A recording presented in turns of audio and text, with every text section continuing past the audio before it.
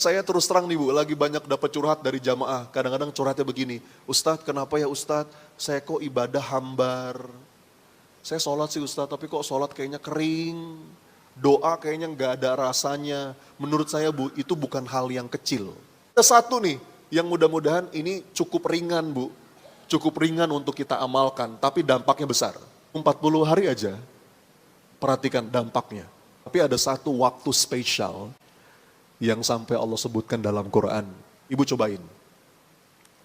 Lihat dampaknya. Bismillahirrahmanirrahim. Mudah tersentuh.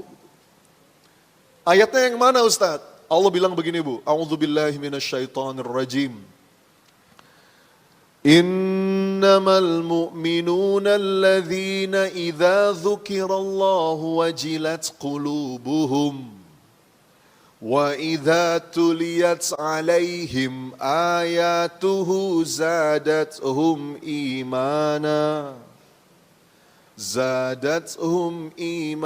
wa ala rabbihim yatawakkalun.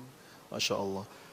Bu, Allah katakan beberapa ciri-ciri orang yang imannya hidup, hatinya lembut itu Bu. Kalau berzikir, nginget Allah itu getar, mudah jatuh air mata. Ya. Sebaliknya Bu, orang yang hati keras itu nggak bisa merasakan nikmatnya zikir. Kan saya terus terang nih Bu, lagi banyak dapat curhat dari jamaah. Kadang-kadang curhatnya begini, Ustadz kenapa ya Ustadz, saya kok ibadah hambar. Saya sholat sih Ustadz, tapi kok sholat kayaknya kering. Doa kayaknya nggak ada rasanya. Menurut saya Bu, itu bukan hal yang kecil. Itu perlu kita sadari dan perlu kita waspadai.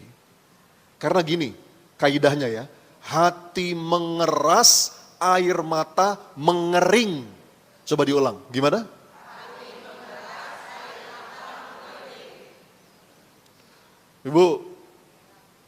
Ibu pernah gak sih Bu, 1-2 momen gitu ya, nggak tahu kenapa tapi kok tiba-tiba misalnya ya lagi sholat kok enak gitu, pernah Bu? Atau lagi dengerin Quran tiba-tiba netes air mata, dengerin tausiah, tersentuh, pernah Bu? Nah, kalau kita masih bisa merasakan itu insya Allah, mudah-mudahan itu tanda iman kita masih hidup. Bu, kalau kata Imam Al-Ghazali, minimal, tentu kita nggak mungkin setiap saat. Ya, manusia itu kan iman kadang naik kadang turun. Tapi minimal kata para ulama, temukanlah getaran hatimu di 3 tempat. Di mana aja? 1, ketika engkau hadir di majelis zikir, di majelis ilmu. Yang kedua, ketika engkau membaca Quran atau mendengarkan Quran. Dan yang ketiga, ketika engkau menyendiri bermunajat kepada Allah. Minimal Bu, di 3 tempat itu kita menemukan getaran hati. Kalau sampai di 3 tempat itu kita nggak ketemu getaran hati, kata para ulama, mintalah kepada Allah agar Allah memberimu hati karena sungguh engkau sudah tidak punya hati. Ya Bu, cek Bu. Saya juga sering dapat curhat dari jamaah kadang-kadang gini, Ustadz kenapa ya Ustadz saya tuh makin tua, makin mudah nangis. Ada yang begitu Bu? Itu sebetulnya tanda yang baik. Mudah-mudahan itu tanda hati yang melembut. Dan ini nggak ada hubungan dengan cengeng Bu. Enggak. Lembut hati itu bukan berarti lembek. Bukan berarti cengeng. Bukan. Contohnya sahabat Nabi Umar bin Khattab. Ibu kenal? Kenal di mana Bu? Ibu tahu Sayyidina Umar gimana karakternya Bu? Keras, tegas. Tapi tetap aja Bu, setegas-tegasnya Umar, segagah-gagahnya Umar, kalau udah dengerin Quran, jatuh air matanya. Itu. Jadi bukan berarti lembut hati itu lembek gitu ya, lamban. Oh enggak, ini enggak ada hubungan sama itu. Tapi indikatornya tadi, ketika mengingat Allah, ketika berzikir, dia mudah bergetar. Makanya Bu, salah satu terapinya ya, kalau kita udah mulai ngerasa kok hambar ya Ustadz. Ibu tahu nggak bedanya penyakit fisik sama penyakit hati satu lagi? Apa?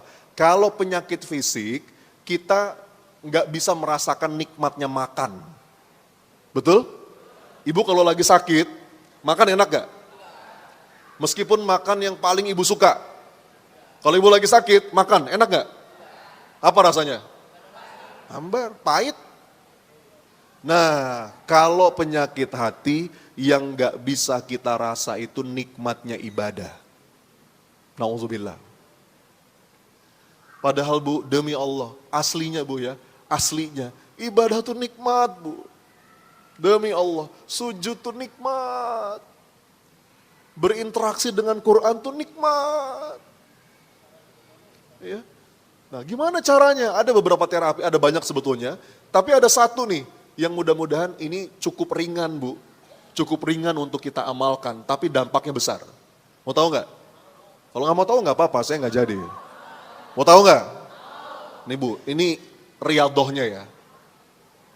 Saya pun lagi berusaha untuk merutinkan ini dan saya mau ngajak ibu-ibu untuk bareng-bareng kita latih ini. Ini sebagai salah satu upaya kita melembutkan hati dan bisa merasakan nikmatnya ibadah. Gimana Ustadz amalannya? Amalannya Bu, beristighfar tapi sebelum subuh. Coba diulang, apa? Kalau ayat Qur'annya itu wal mustaghfirina bil ashar. Ibu, cobain deh. Menurut saya ini amalan yang relatif ringan Bu, tapi demi Allah dampaknya besar. Karena gini Bu, nggak ada yang lain yang bikin hati kita mengeras, yang bikin kita nggak merasakan nikmatnya ibadah. Itu dosa kita sendiri, bener nggak? Bahkan kalau kata Nabi, Nabi ngasih analogi, satu dosa itu seperti nokta hitam di hati kita. Yang kalau dosa kita makin banyak, makin tebel nokta hitam itu, dan naudzubillah lama-lama bisa bikin kayak berkarat. Dan yang menghapus nokta itu Bu, itu nggak ada yang lain. Istighfar. Makanya ibu cobain deh. Nggak usah lama-lama Bu, 30 menit sebelum azan subuh. Bangun, mau tahajud dulu lebih bagus. Terus sambil nunggu azan, astagfirullah. Ibu 40 hari aja, perhatikan dampaknya. Nggak mungkin nggak ada yang berubah. Bahkan kalau kata Nabi SAW, man lazimal istighfar, ja'alallahu min kulli haznin farhan. Barang siapa yang mendawamkan istighfar, maka semua kesedihannya akan Allah ganti dengan kebahagiaan. Wa min kulli diqin makhrajan, jalan-jalan yang ketutup nanti Allah buka. Dan wa razaqahu min haitsu la yahtasib. Bahkan Allah kasih kita rezeki dari arah yang tidak kita duga. Insyaallah. Cobain yuk, mau nggak? Coba yuk kita istighfar sama-sama. Boleh ya? Bareng-bareng ya Bu ya. Astaghfirullah Rabbal baraya.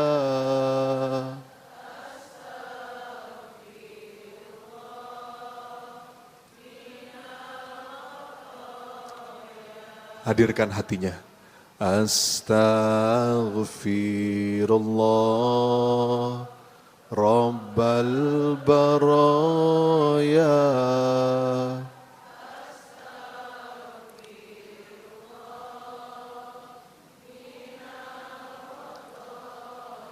Dengarkan.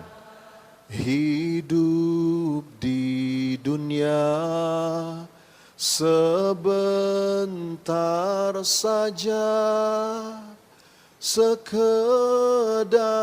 mampir, sekejap mata, jangan terpesona, jangan terpedaya. Akhirat nanti tempat pulang kita, akhirat nanti hidup sebenarnya. Astaghfirullah Ampuni kami ya Rob. Ampuni kami ya Allah. Minal khotoya astaghfirullah. Ampuni kami ya Allah.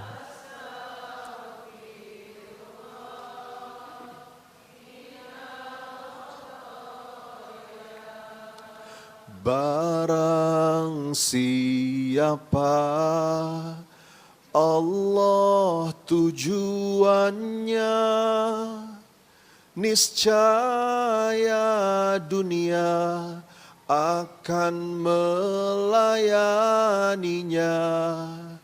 Namun siapa dunia tujuannya, niscaya akan letih dan pasti sengsara, diperbudak dunia sampai akhir masa. Astaghfirullah Rabbal baraya.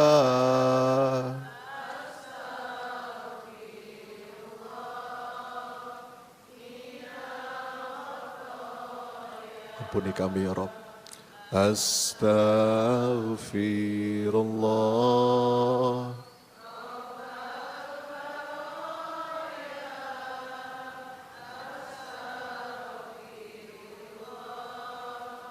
Minal khotoya. Kasih sayang Allah Maha mempesona, betapapun kita mengkhianatinya, tiada terputus curahan nikmatnya, selalu dinanti kembali padanya, selalu dinanti bertaubat padanya. Astaghfirullah.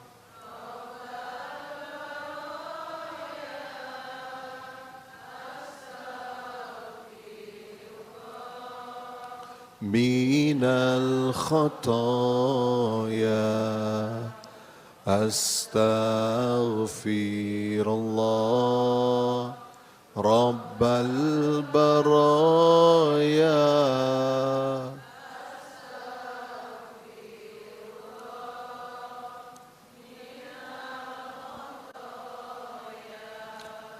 Mudah-mudahan ya ibu-ibu, semakin sering kita beristighfar, makin lembut hati kita. Dan makin mampu kita merasakan nikmatnya ibadah. Terus aja Bu, sebanyak mungkin. Tapi ada satu waktu spesial yang sampai Allah sebutkan dalam Quran. Di waktu sahur atau sebelum subuh. Ibu cobain, lihat dampaknya. Kata Nabi, nanti kesedihan kita akan berubah jadi kebahagiaan. Jalan-jalan yang ketutup akan Allah buka. Dan bahkan ketemu dengan rezeki dari arah yang tidak kita sangka. Oke? Itu ciri yang kedua. Coba diulang. Tadi yang pertama apa? Mudah pulih dari luka dan derita. Yang kedua? Mudah bergetar, Bu. Mudah bergetar ketika disebut nama Allah, ketika berzikir, ketika berinteraksi dengan Quran, dan mudah merasakan nikmatnya ibadah. Ya Bu. Nah yang ketiga sekarang, lanjutan dari ayat yang tadi, wa ala rabbihim yatawakkalun. Apa artinya? Bu, orang yang lembut hatinya itu, dia nggak banyak cemas menjalani hidup. Ya, dia nggak banyak takut, Makanya salah satu indikator seseorang tuh punya hati yang lembut itu dalam Quran, la khaufun alaihim walahum yahzanun. Dia enggak, wah nanti gimana, hati-hati bu, itu bisikan setan tuh bikin kita was-was, bikin kita takut. Nah, jadi dia pokoknya fokus hari ini, di sini, kini. Lakukan yang terbaik, beramal soleh dengan sebaik mungkin, itu aja. Boleh kita punya rencana untuk masa depan, tapi tetap kuncinya adalah melakukan yang terbaik hari ini. Kalau kata sahabat Nabi namanya Abdullah bin Mas'ud, beliau bilang begini, kalau kamu di pagi hari, jangan nunggu sore. Kalau kamu di sore hari, jangan nunggu pagi. Pokoknya lakukan, ambil kesempatan beramal soleh, selagi kamu bisa. Selagi kamu sehat sebelum sakit, selagi kamu lapang sebelum sempit, selagi kamu hidup sebelum mati. Ya. Gimana tuh bu nasyidnya? Ingat 5 perkara sebelum 5 perkara, sehat sebelum sakit. Apalagi? Muda sebelum tua, kaya sebelum miskin, lapang sebelum sempit, hidup sebelum mati. Udah bu, tugas kita itu jalanin, patuh sama Allah dengan hati yang penuh tawakal. Wa ala rabbihim yatawakkalun. Apa yang bisa kita ikhtiarkan, ikhtiar sebaik mungkin. Atas apa-apa yang di luar jangkauan kita, aku titipkan padamu ya Rabb. Ya, jadi nggak banyak cemas. Ya, ibu lakuin aja yang terbaik. Benerin ketaatan kita, nanti Allah buka tuh jalan-jalan yang ketutup. Allah mudahkan yang sulit, Allah lapangkan yang sempit. Wa may yattaqillaha yaj'al lahu makhrajan. Ibu ya, nggak usah banyak cemas, kita punya Allah. Kalau kata Nabi, la tahzan, innallaha ma'ana. Ya, la tahzan itu bu, artinya bukan cuma jangan sedih, tapi al-huzn itu sedih sekaligus ada kecemasan juga di situ. Ibu tahu kan? Ibu tahu nggak latar belakang dari ayat itu? Itu Quran surat At-Taubah bu, ayat ke-40. Tahu kisahnya? Ketika Nabi SAW bersama sahabatnya siapa? Abu Bakar As-Siddiq bersembunyi di dalam gua tuh bu. Namanya gua apa? Bukan, gua Thur. Ketika beliau mau hijrah dari Mekah mau ke Madinah, iya kan bu? Itu dalam keadaan panik tuh bu. Jadi Rasulullah itu kan hijrah bu, udah diancam dibunuh. Ya. Tapi Rasul pakai strategi. Bersembunyi dulu di atas gua Thur selama beberapa malam. Dan mulai muncul sayembara di situ. Cari Muhammad, kata para kafir Quraisy. Pokoknya siapa yang bisa menemukan Muhammad, hadiahnya bu waktu itu 100 ekor unta merah. Ibu tahu nggak, di zaman Nabi, unta merah itu kendaraan yang paling mahal. Ini kalau misalnya bu, sekarang ada sayembara, cari seseorang yang dapat hadiahnya 100 unit mobil BYD misalnya. Banyak gak yang mau bu? Semua anak-anak muda kafir Quraisy itu mencari Nabi Muhammad. Pokoknya dalam keadaan hidup atau mati, cari. Rasulullah bu berstrategi, bersembunyi di atas gua Thur. Ini kalau ibu umroh atau haji, pasti berziarah tuh. Minimal kita di bawahnya, ngelihat Jabal Thur. Iya. Ya, di atas gunung itu ada gua Thur. Rasulullah bu bersama Abu Bakar itu bersembunyi di situ. Dalam beberapa riwayat bu diceritakan itu udah mulai ada yang curiga. Jangan-jangan di situ tuh. Bahkan udah ada beberapa kafir Quraisy yang itu udah naik ke atas bu. Udah betul-betul di depan mulut gua. Iya. Diceritakan oleh Abu Bakar, seandainya mereka melihat ke arah sandalnya saja, maka kami pasti ketahuan. Bu, dalam keadaan itu, Abu Bakar itu panik. Cemas. Mohon maaf ya bu ya, Abu Bakar bukan pengecut. Dia bukan takut terjadi apa-apa pada dirinya. Dia mah siap mati. Tapi apa yang Abu Bakar cemaskan bu? Abu Bakar takut Rasulullah kenapa-kenapa. Dalam keadaan begitu, panik. Tapi apa bu perkataan Nabi yang Allah abadikan di Quran surat At-Taubah ini? La tahzan, innallaha ma'ana. Ayatnya itu gini, a'udzubillahi minasyaitonirrajim. Illa tansuruhu faqad nasarahu Allahu idh akhrajahu alladhina kafaru.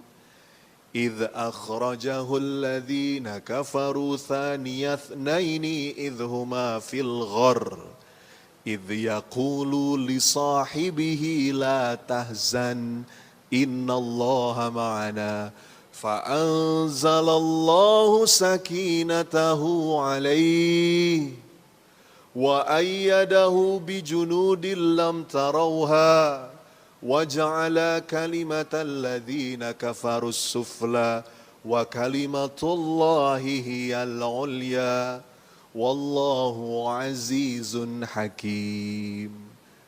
Kata Nabi, jangan takut, Allah bersama kita. Jangan cemas, jangan takut. Itu kalimat yang indah banget, Bu. Jadi salah satu yang bikin kita tenang tuh, Bu, karena kita yakin ada yang nemenin. Sekarang gini ya, Bu, saya kasih analogi. Bu, kalau seorang anak mau, misalnya ya dulu waktu zaman kita kecil Bu, saya dulu tinggal di kampung Bu.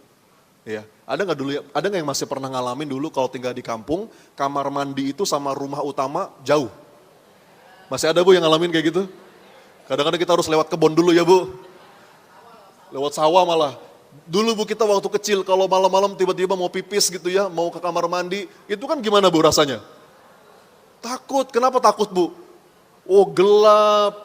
Kadang-kadang imajinasi kita kemana-mana Bu ya. Ini di atas pohon ada apa nih gitu kan.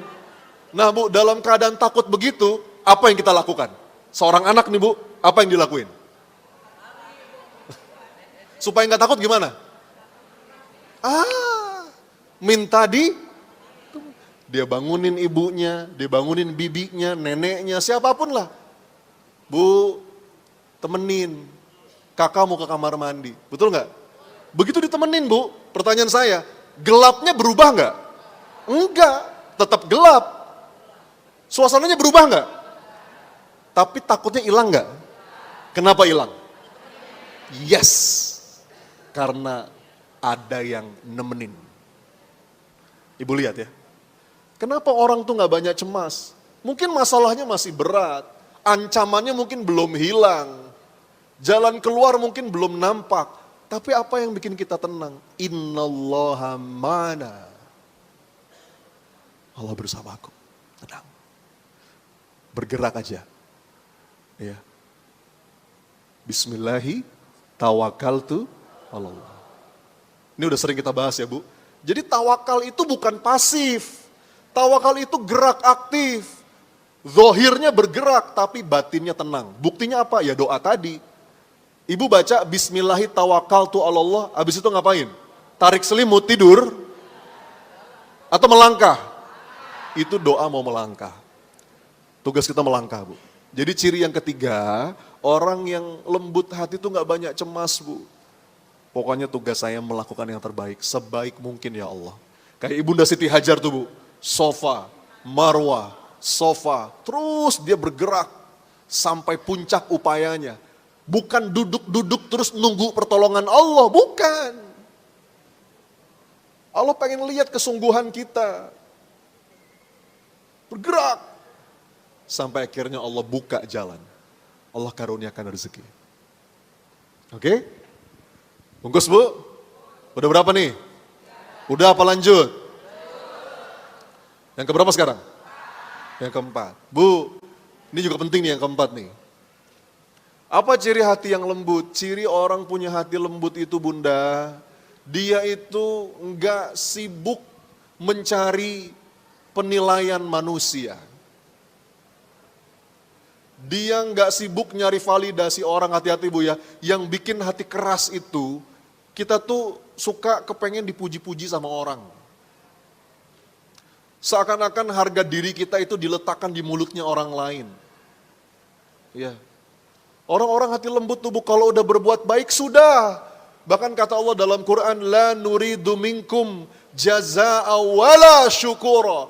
Diucapin terima kasih aja dia nggak ngarep. Kenapa? Dia udah puas dengan balasan dari Allah. Wa kafa billahi syahida. Ibu, Bu, kalau ibu pengen punya hati yang lembut, setiap kita berbuat baik, lupakan. Belajarlah pikun dengan kebaikan-kebaikan kita. Salah satu yang mengeraskan hati tubuh suka ngungkit-ngungkit kebaikan. Ya, Bu, nih rumus hidup. Kalau kita yang berbuat baik, lupakan. Tapi kalau orang yang berbuat baik kepada kita, ingat terus. Hati-hati, ini kalau terbalik masalah ini ya. Kalau kata seorang bijak, kalau kita yang berbuat baik, tulis di atas pasir atau tulis di atas air. Begitu kita tulis, habis itu hilang.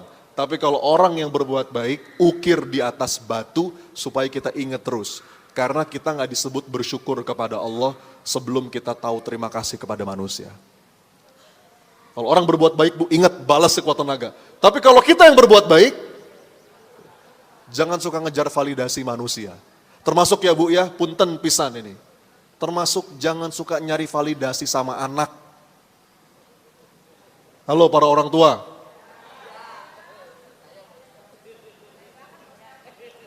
Nak, ibumu nak. Ibumu nak. Kata anaknya, udah tahu Bu. Udah tahu. Langsung cerita, oh dulu ibu yang hamil kamu. Berat waktu hamil kamu. Ibu yang melahirkan kamu sakit nak. Ibu yang menyusui kamu, begadang ngurusin kamu. Kata anaknya, siapa yang minta atuh Bu, kok jadi saya yang salah. Kadang-kadang juga seorang bapak-bapak, aku nih kepala rumah tangga ya, banting-banting tulang buat kalian. Mungkin tukang daging di pasar ya Bu ya. Termasuk nih mohon maaf, mungkin di sini ada guru, ada ustazah, ada pengajar, pendidik, punya murid. Terus suatu hari muridnya sukses. Kemudian kita ngomong-ngomong, oh dulu murid saya dia. Dulu belajar sama saya dia. Ngapain sih ngomong gitu?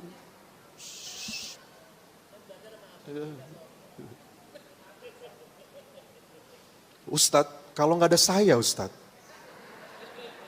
Nggak bisa dia begitu Ustadz.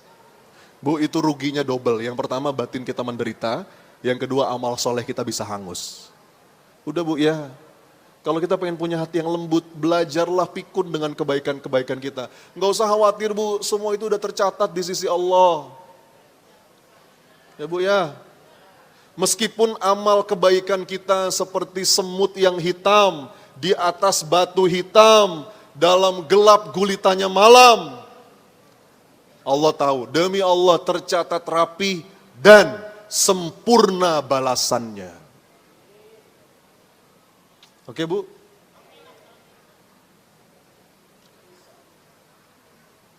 Lepas.